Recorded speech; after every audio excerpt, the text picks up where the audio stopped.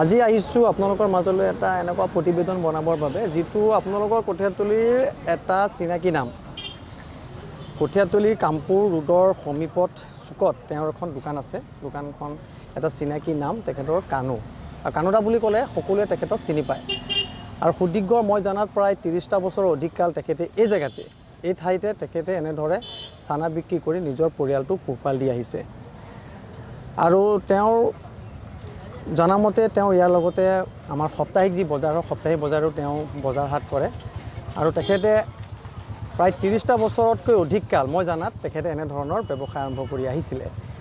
আৰু কঠীয়াতলী হয়তো আপোনাক মোক যিমান মানুহে চিনি নাপায় তাতকৈ বেছিকৈ অধিক মানুহে কানুদা বুলি ক'লে সকলোৱে তেখেতক চিনি পায়। কাৰণ সন্ধিয়া সদায় বাটৰুৱাৰ লগতে পথচাৰীসকলে তেখেতৰ দোকানত সোমাই চানা লগতে তেওঁ এতিয়া বৰ্তমান তেওঁ মুড়ি জালমুড়ি ব্যৱসায় কৰিছে, ফুচকাও বেচিছিল মাজতে, আৰু বিভিন্ন ধৰণৰ সামগ্ৰী তেওঁৰ দোকানত পোৱা যায়। আৰু এইখন দোকানলৈ দেখিছোঁ মই কেমেৰা পাৰ্চন দেখাইছোঁ, এখন সৰু এখন প্ৰতিষ্ঠান, এখন সৰু দোকান, এখন সৰু ঘুমটিৰ আকাৰৰ এখন দোকান লৈ এগৰাকী ব্যক্তিয়ে আজি সুদীৰ্ঘ 30টা বছৰে এনেধৰণৰ ব্যৱসায় কৰি স্বাৱলম্বিতাৰ এক নিদৰ্শন দাঙি ধৰি আহিছে।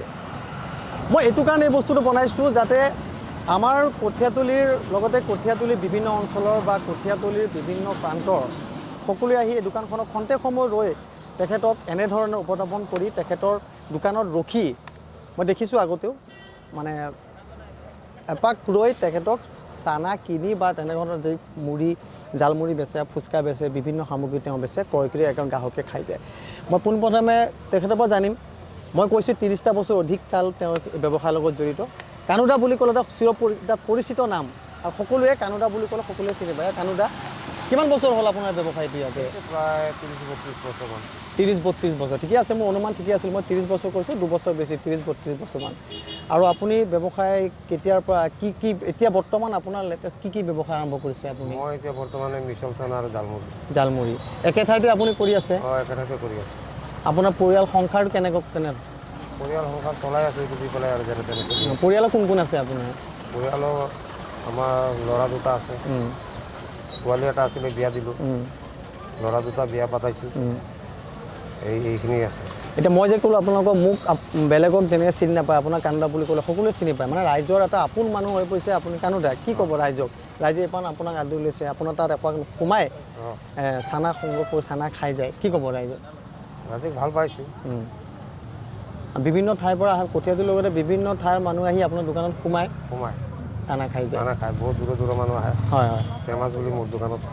ইয়াত কি পাই যায় আপুনি দেখাই দিয়কচোন। মই কেমেৰা পাৰ্চন দেখাইছোঁ, কি পায় আপুনি এপাক কেনে দেখাই দিয়ক। এইটো মিক্সাৰ চানা, এইটো ভুজিয়া, এইটো চেপলা বুট, এইটো মোটা ভুজিয়া, এইটো বাদাম, এইটো চিৰা ভাজি, এইটো শুকান বুট, এইটো কাবলি চানা, এইটো বইল বুট, এইটো মগুমাহ, এইটো কেঁচা বুট, আৰু এইটো জালমুড়ি আপুনি বেচে?